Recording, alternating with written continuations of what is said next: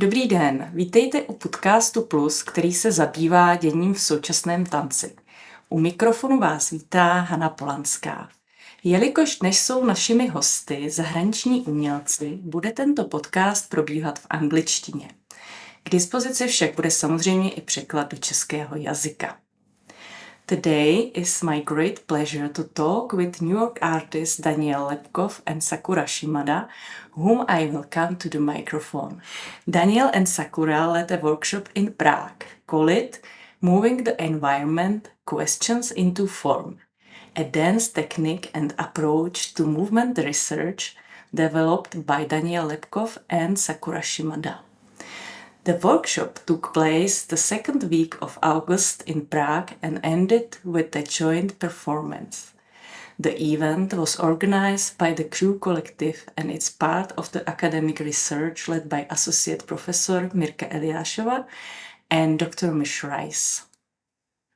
Sakura, you began to study improvisation with Daniel and also completed the professional training program at the New York Feldenkrais Institute. Since that time, you've been researching and teaching this method and integrating this information into your dance practice. How did you meet Daniel and what attracted you to his work? Why did you start study improvisation? So I studied more of like traditional dance forms. I started to study modern ballet when I was 7 in Japan, where I am from. Then I kept studying different kind of techniques like ballet or contemporary dance and jazz dance, everything. And then I went to New York to study dance. It was that time I left Japan, all the Japanese dancers were looking at more European dance that was more current at that time. And then I was someone who doesn't like to do the same thing here as anyone else. So I decided to, I totally tried the opposition. So I decided to study Gram in New York. I thought, they might have some kind of secret technique because in their company, the dancers can really physically dance until in their 60s, so I went there. But then it wasn't something for me, that I searched different kind of dance classes in New York, but as I keep trying many different teachers and ideas, I started to realize that I don't quite relate to the dance or in fact in the dance society or world or idealistic dancers. My mind, my body didn't fit, and I tried it, but I thought I didn't look like, what the teacher is asking to do. So, and then I started to spend my time sitting and watching people walking on the street. Yeah, because I never quite went to see the performances. In fact, I was very poor student. So I would sit with a cup of coffee and just watch people walking and start to catch their arm movement or legs movement. I start to enjoy composing the people. And that felt more like something I find it myself call it dance for me. Yeah, so I was doing that, and then at the same time I started to do my own improvisation performance. something creating my own made sense to me more. And then during that period, I met Danny. Then in his class, I find it something similar, maybe you know, from the workshop to composing, people walking in my vision, and here kind of more looking at what's the daily life and then connecting to my imagination. So that was kind of the beginning of getting interested in. Yeah, and Daniel, you played a central role in the development of release technique with Mary Fulkerson and June Roland and contact improvisation with Steve Paxton.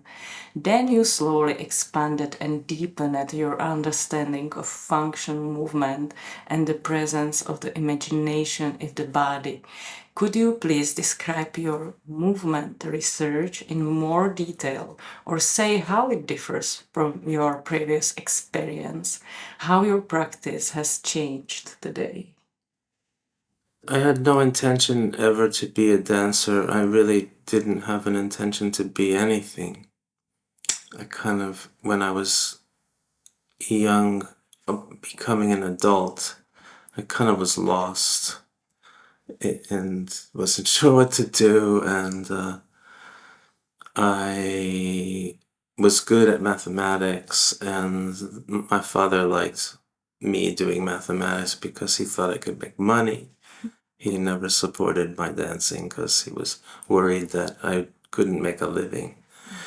So I kind of fumbled along in a kind of unorganized way. And I ended up wanting to leave my family and go away. So I went away to the University of Rochester because they had a good math department. And my childhood, I was physical, and I spent my summers in Vermont since 1950 in the countryside, and that was a really sensual 2 months of kind of 2 months walking in barefoot. That was a thing, to never wear shoes and learn how to walk on rocks and stones and things and walk in the forest. And I had a group of friends and we played running games like horses and did our own sports, like pole vaulting with maple trees and getting lost in the woods. I knew the woods around where I lived really well. I could just walk around up and down hills. I kind of knew where I was. I got lost and got found. So, yeah, that was sort of in me.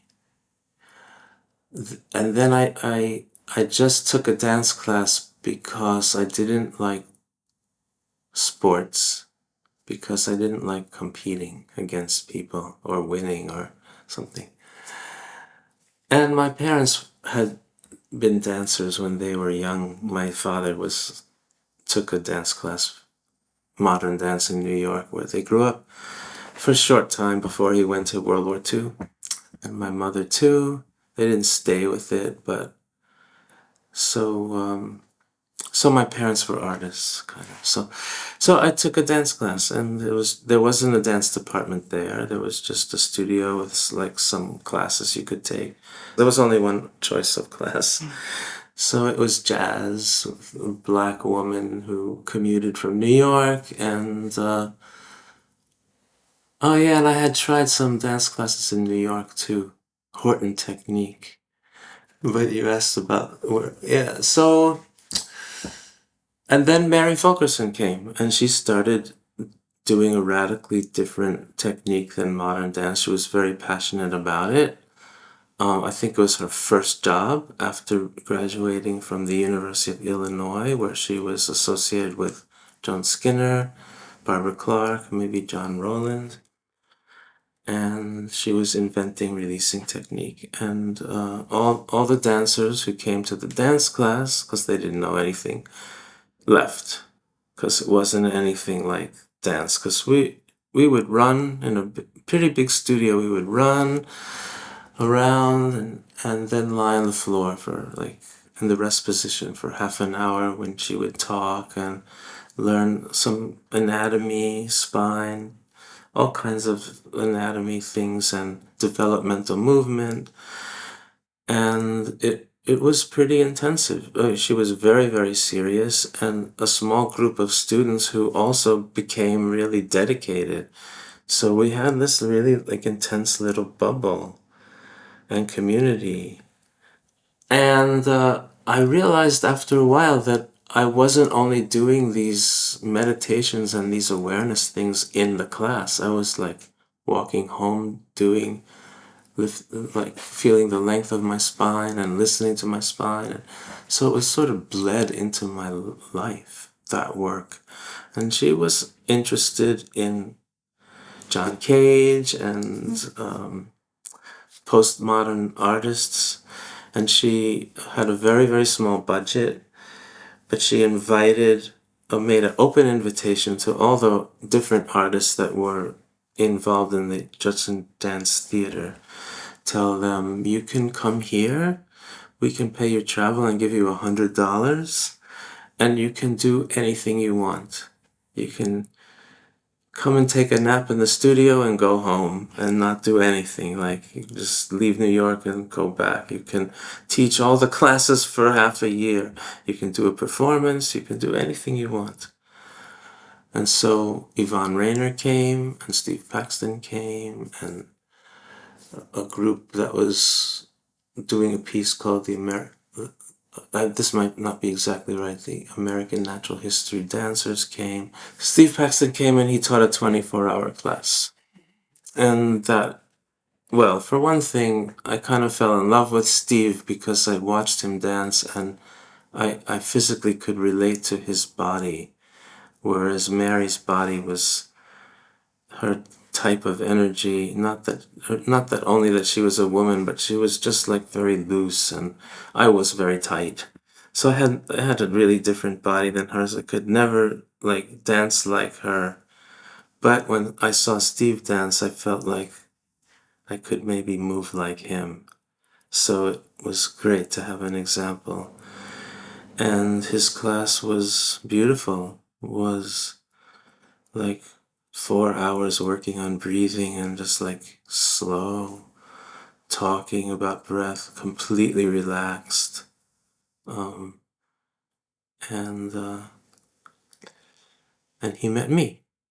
And Mary made pieces, and I continued with her in England at Dartington College of Arts, and we performed around Rochester in different cities, pieces that were composed of kind of tasks or games. They needed rehearsing and they needed the technique to be able to listen to your body.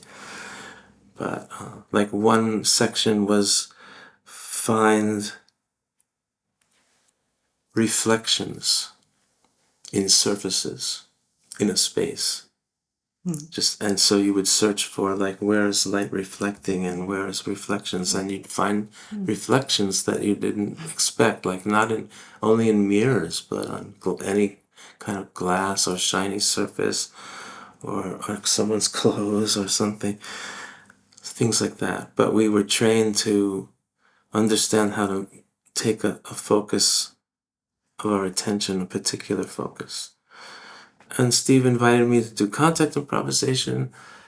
I did that, and then I moved to New York and started teaching contact improvisation, and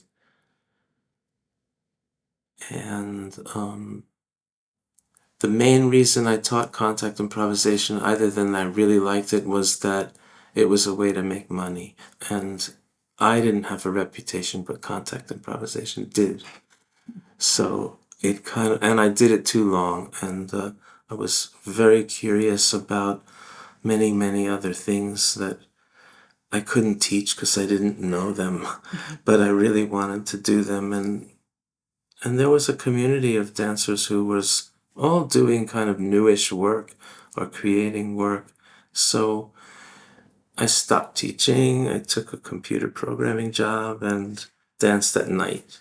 And made all my own work and collaborated with other dancers, and I made my own way and had a small community of people whose ideas were similar to mine. That supported me a lot. Steve Paxton, Lisa Nelson. Mhm. Yeah. Yeah. And all through the workshop, I was thinking that the teaching of both of you are imbued with that kind of radical generosity, which I think must come from the way you live. And how does your life connect to the exploration of movement and performance practice? How your practice intersects with the values you hold in the broader sense? Well, we live in the wood, kind of end of the road environment. And then for me, there's certain freedom that I'm not surrounded by the culture. Like there's zero. I mean, there's a local people's culture, even there are not that many people living there, so I'm a bit more surrounded by nature and animals, and that's kind of the things every day I interact and kind of relate to. I relate to maybe after living there a longer time, maybe now I relate to the tree better than the human being. Like you imagine all the time people are living, like a primitive time. Maybe some people, like in their life, since they were born until they die, maybe never even looked at their face because there's no mirror. In fact, we don't have any mirror in the house. And then not the people kind of being in the social situation that they are kind of giving me the cue who I am. So I'm quite free to feel who I am, or even I don't need to have like a Zen meditation come for free. The environment is supporting the type of practice or reality in the sense. So it's kind of selfless environment I live, and that supports to the dance we do pretty much doesn't need to practice so much to be in that world because I'm already living in. So can you describe in more detail what is your practice about? Like the environment, exploring the environment, what it means. I kind of have a little different, maybe, answer than Sakura, although I completely relate to what she's saying, and sort of true for me. But this dance work that I did is about learning, and I'm kind of about learning how to learn, like how to hold a question, like a physical question, and explore and move your senses and gather information. So there's a certain kind of learning where the answer comes to you from the environment in some moment because you've opened yourself up with a question. You maybe don't have the answer, but it comes. And so sometimes certain activities that I did, well, like walking up hills through the woods and then kind of running down the hill and catching myself on trees I did when I was a kid, and the trees are young and soft and they bend and they slowly lower me to the ground and I get up and that was fun. But also I built my own house and I So I did a lot of lifting and moving weight. And I learned something clicked when I was really tired and I needed to work. I wanted to work from morning till the end of the day without stopping every 5 minutes and admiring what I had accomplished, where I realized that I could last longer if when I moved weight, if it moved through my body. If when I picked up something, it moved me down and moved through my body into the ground, and the ground was picking me up, than me holding it. So, yeah. And then also, solving a math problem is also like, how do you solve a math problem when you tried everything that you know and it doesn't work and you don't get the solution? I worked for 1 month on a problem. I'd go to see my teacher every week and he'd say, show me what you did, and I'd say, well, I didn't get it. And he said, okay, fine, come back next week. Like, he didn't give me the answer. So I had some kind of moment where like suddenly I saw it in a different way. And that was similar, even though it's not physical, but the mind is similar. So, but I mean, maybe if you do ballet, like ballet doesn't exist anywhere except in the world of ballet. So it's all in the studio. But this work really is not ever in the studio, but it's more like a photographer or a painter. Like, if they don't look at the world, what are they gonna take photographs of?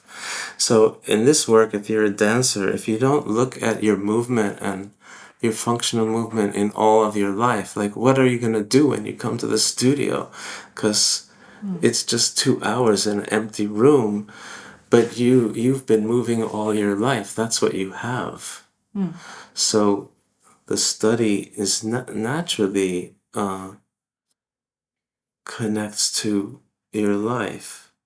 In fact, in talking about daily life, like, in fact, we don't walk, we drive to places because everything is far away. So not like here, I have to drive.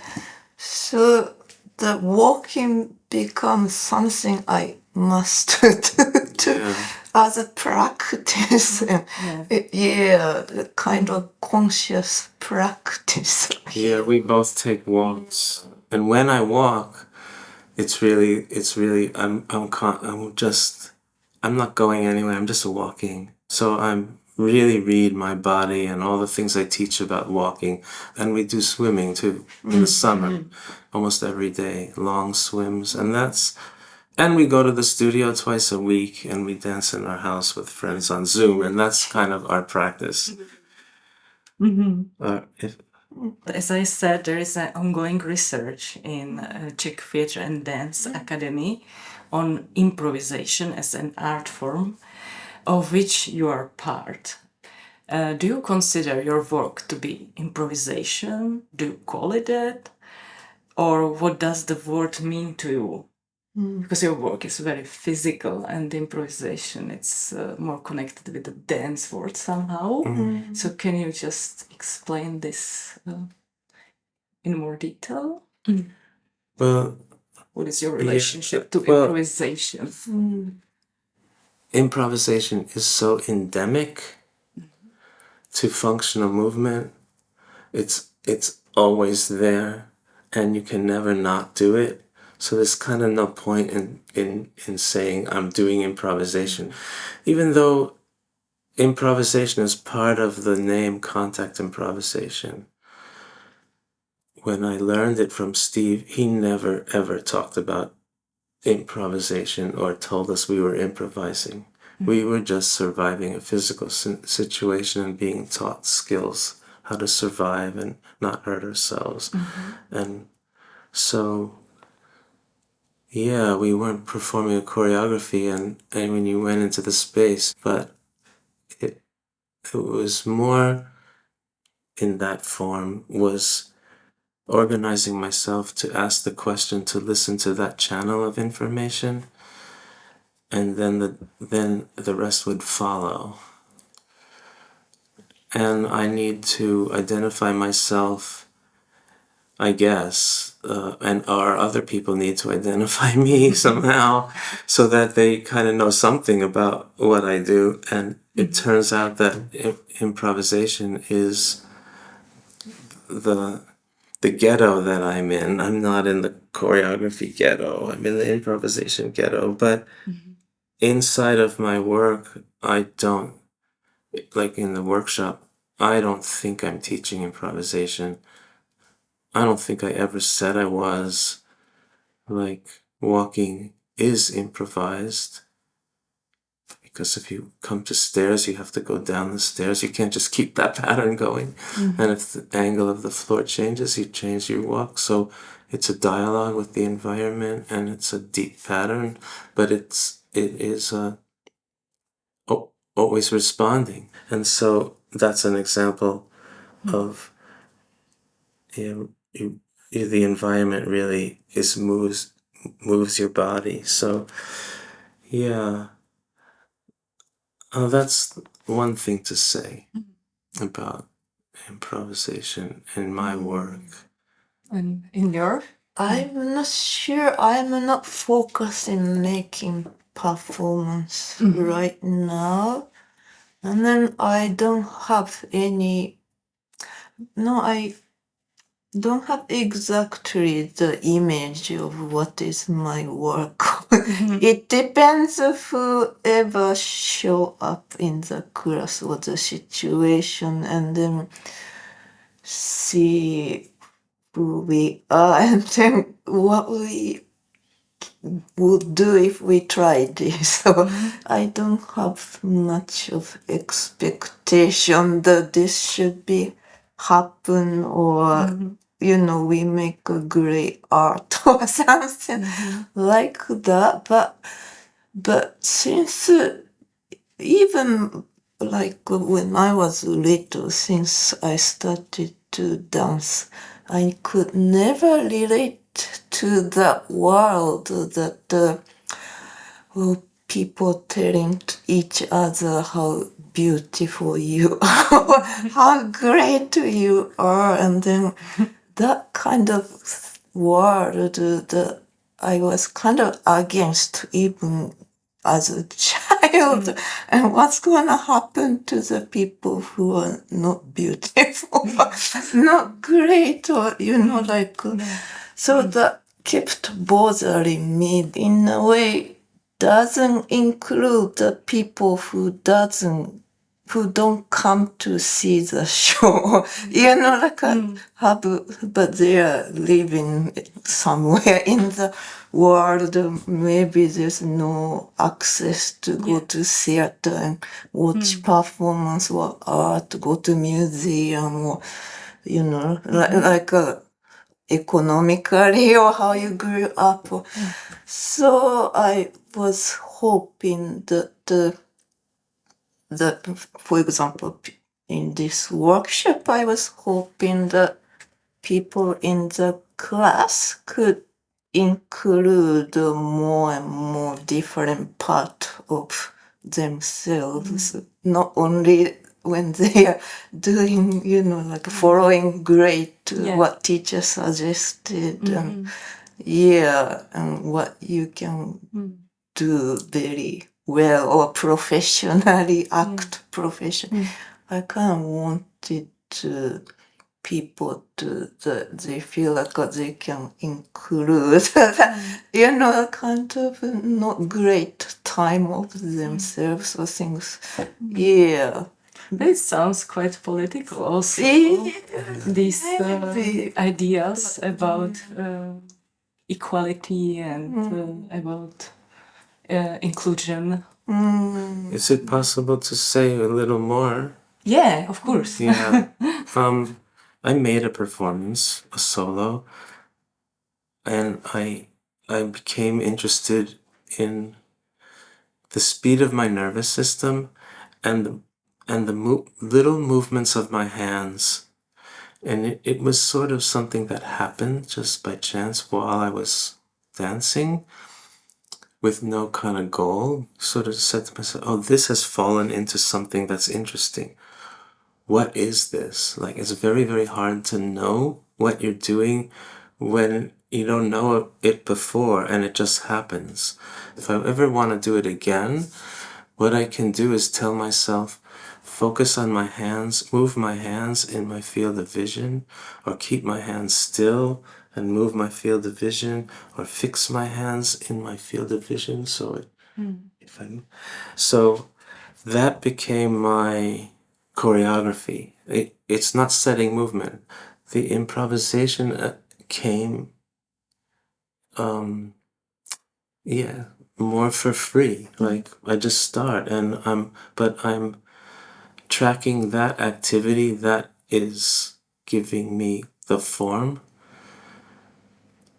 And then maybe there's something hard to describe, but as you measure time and the audience is watching, you kind of maybe feel like to do something faster some moment, or do something slower. Or I also started in the back of the space and slowly came forward. So that was also something. I get closer and closer and closer and closer. I didn't run all around. I just... So the creation of the work is not like that, just I go in and I improvise and I don't know what I do. The important thing is that I've made a little experiment, and that is something that's not improvised. It's made and stays the same. The improvisation is just that the activity is functional, so it's not like a choreography. So sometimes when the word improvisation has been used, it's been used of like, I don't know what I'm doing. Yeah. And yes. And I had a weird conversation with someone because I was fighting about improvisation, and I said, she said, I like the feeling of that I don't know what I'm doing. And I said to her, so then the more you practice, the worse you get at it. Because you'll just know more and more what you're doing, because it won't be so unknown anymore. So where does that go? Like, what's the future of that? Like, how do you stay not knowing what you're doing, and how do you practice not knowing if you don't have any other thing? So, and contact improvisation is totally that. It's such a strong filter, and it only is one particular thing. And that was not an improvised decision. That was a choreographic or framing decision, and that's what Steve made. And to say that it's just improvised doesn't give credit to that it was a real, very specific, strong thing that was created to, and maybe it's not choreography, but it's a frame. In terms of working with functional movement, I think there's many different frames, like the stillness, simultaneous stillness and stopping, that's another frame. You could say that's a choreography, and it exposes certain aspects and demands certain kinds of functionality, different than contact improvisation. And all these different frames are different, like experiments to use your functioning in different ways and make work that way. So, there. It's maybe the actual thing that's going to happen next is unknown, and then you do it, and then it's completely specific. Like, it's not just anything. Yeah. It's only that. And so the actual actions are totally specific. Yeah. So I don't know what open means. Open. There's always limitations. You can't do anything that you want. You can't fly up to the ceiling. You could see that when you think of the performance. You look at any one person, and they're limited in what they can imagine and what they physically can do. And I don't mean that in a negative way. Yeah. It's just a reality. There is no such thing as free. Nothing. This never happens. deal with the moment. So that's maybe not completely understood when people will say improvisation. And we also spoke about disorienting people. And it was new for me. Yeah. Oh. Because normally we want to be under the control most of the time as a dancer. Disorientation is part of learning something new. Learning something new. If you stay with what's oriented, means you know it. It's familiar, you know it. If something's unfamiliar, and oddly, like if you're walking to put the crawling pattern into your walk, like that could feel like an identity crisis. Because your walk is associated with how you present yourself. So the disorientation can be profound, even though the task is not physically risky or like, it's a small thing. You're not gonna injure yourself. Well, everyone has a body and everyone's body functions, and that's the subject. So it's very inclusive. It's not based on a kind of, you need a particular body, you need to be tall and thin, you need to be, or athlete. It doesn't, it's really such a human, it's a natural human function to sense and perceive and observe and act. And that's what we're working with. And because it's so complex and so human, like, you really can't put a standard on it. And as a teacher or as a performer, if you're a performer, the audience, if you're a teacher, the students, they really the contract is that they open themselves up to you. They follow your lead whether they want to or not. It just seems like if people are used to having dictatorial teachers or being graded like good, better, this is a good student, or like the good student gets the compliment and the other person, they never, it's important to change those paradigms so that the work can be real. It's really different than capitalistic because, like, the audience will only get something from the performance if they give their attention to it. If they don't give anything, they don't get anything. And so, in this kind of work, generosity is sort of really basic. You need to be generous with yourself because a lot of these functionings, they only happen when you're comfortable and when you're free and when you're not already pre-filtering and saying it should this. Other thing, like this horrible abuse that's like so pervasive in dance is weird. And what we do is more normal. But unfortunately, it's not normal in dance world. But that just means the dance world is screwed up. It doesn't mean that we're exceptional. This doesn't. It means that it's a different paradigm, or I didn't come from dance. Sakura did, and she made a big change away from that criticism culture of you're too fat, lose weight, and all this kind of thing that teachers will say to students, that are really damaging or permanently traumatizing for the rest of your life. So, but I don't come from that. It's very difficult to take away, especially if you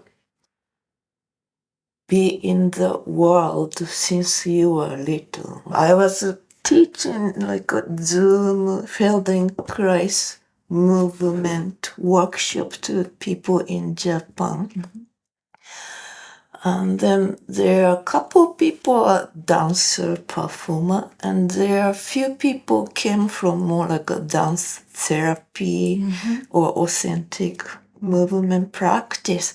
And we did watching solos, but one person is in the big screen and we watch only that person. So I was worried that I thought the dancer performance should be okay to be seen because they are so used to it. And then I was a little bit worried if the therapy people would be comfortable to, do your own solo in front of people. And then I was surprised. It turned out to be the more the dancer or dance performer, people are uncomfortable. And I could tell their eyes are like a little bit checking me through the screen that if make sure they are doing the right thing and not making mistake. And it turned out to be my observation that the dance therapy people are like totally comfortable and really going for deep. I thought, oh my God, it's kind of beautiful. I felt like I was seeing something their soul, even that kind of shining place. And then I thought, oh, that was surprising. That was opposite of what I imagined. No, so I thought about it as if how they grew up, what kind of parents they had. And then one parent is constantly telling you oh, you did very good, that was so great, or maybe you should have done it a little bit more, and next time you could do maybe a little bit this. And then the therapy people's parents was just totally just watching them without any critique or opinion, just giving them attention. So that for them to be seen is getting support. Actually, I want to ask you, what attracted you to the Feldenkrais method? And how this practice manifests itself in your artistic work, if it's so. Okay.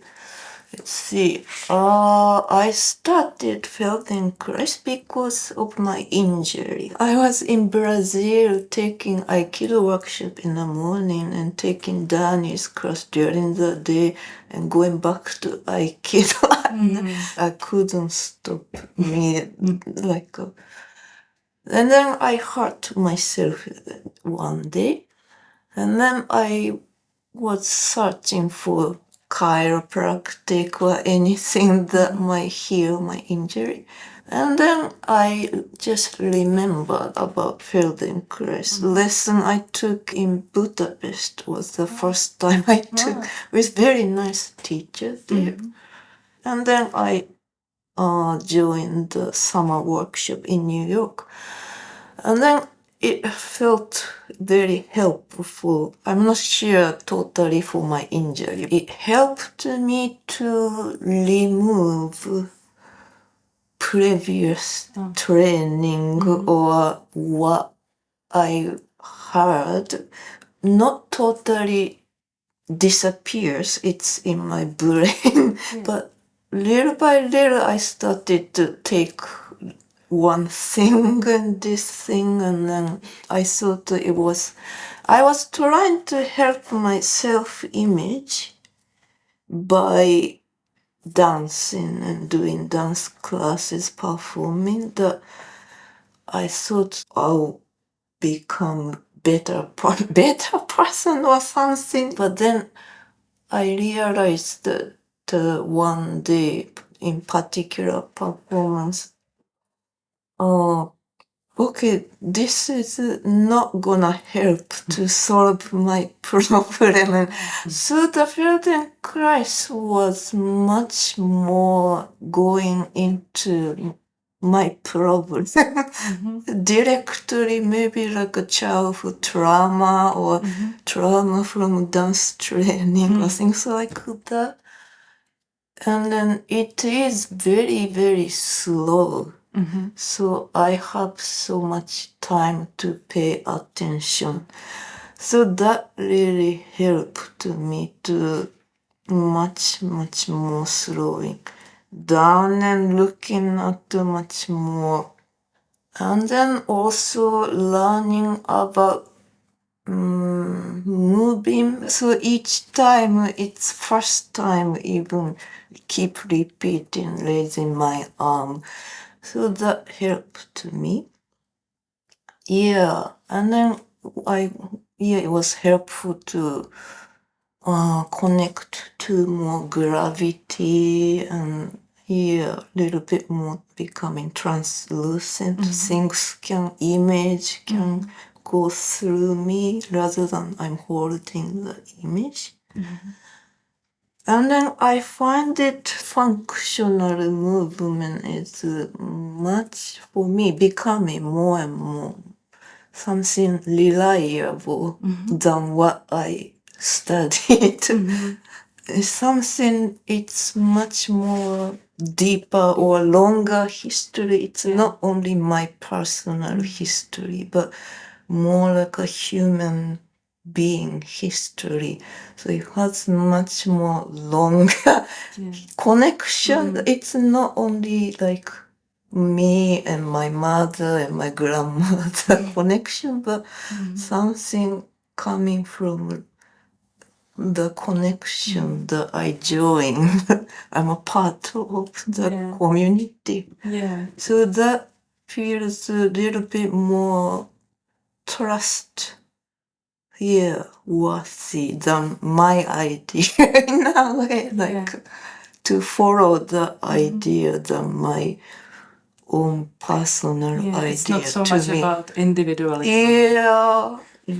So I think what you just said is much related to Jani's practice and what you said about we are not the images, and if you can say something about it. Yeah, in a performance of something, of some work, something might occur that has very strong and very fast identifiable references. Like it's like funny, or it's a joke, or it's like very readable, almost it almost a label. And because a performer will really like that. Like, oh, now everyone understands me. Now everyone knows what they're seeing now. And so when that happens, if there's not like a discipline or a clear way of working that you know, then the performer will start to use that image and put it on like clothes and go with it. Then there's something that changed in the relationship, where then the performer is telling the audience, this is who I am. I'm this old ugly guy, or I'm this angry guy, or I'm this beautiful woman, or I'm this romantic relationship, whatever it is, or and then the audience, in their delicate position of following you, that's what they see, and they no longer see the mystery or the question gets removed. It's subtle.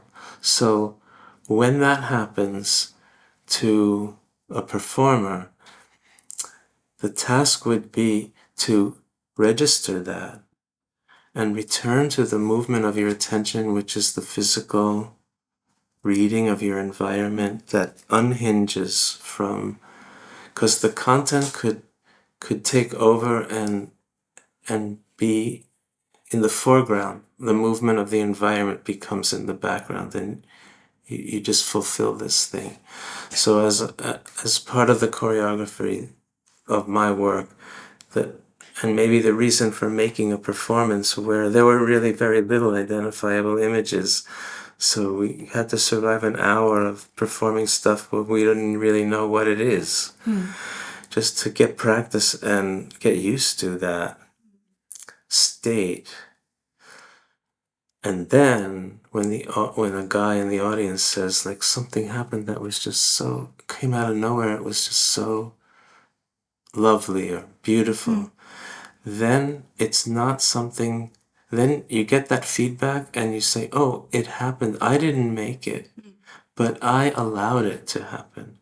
I was the vehicle for that, and he made it." Because maybe I wouldn't see that. Or I don't know what he's even talking about exactly, but so that's when it's the most clear.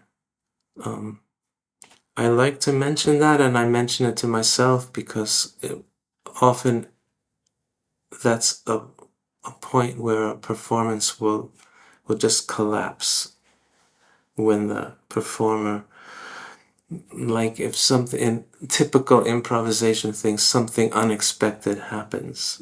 That's unexpected, so it's sort of out of like an accident. Or like in our performance when someone walked into someone else, for example, like that kind of thing. And there's some kind of discomfort, and then the audience laughs because they're uncomfortable, maybe. And then the performer starts to make a joke out of that because they're uncomfortable too. And then they want to kind of milk the situation, and the whole thing kind of like, it's like, what about the work you were doing? Where did that go? And why is... But you also spoke about the water, that water has just, that water knows how to deal with it. Water knows how to go downstream. Yeah. It was a very nice metaphor. You said us the first At the very beginning, How does, water... It really triggers my attention, and I was like, okay, that's it. That's really gravity, like follow gravity. And Thank you both for the interview. It was very nice to spend the time with you, and we had a very nice discussion about the practice of Daniel Lepkoff and Sakura Shimada after the workshop held in Prague in August 2024. Thank you very much. Thank you.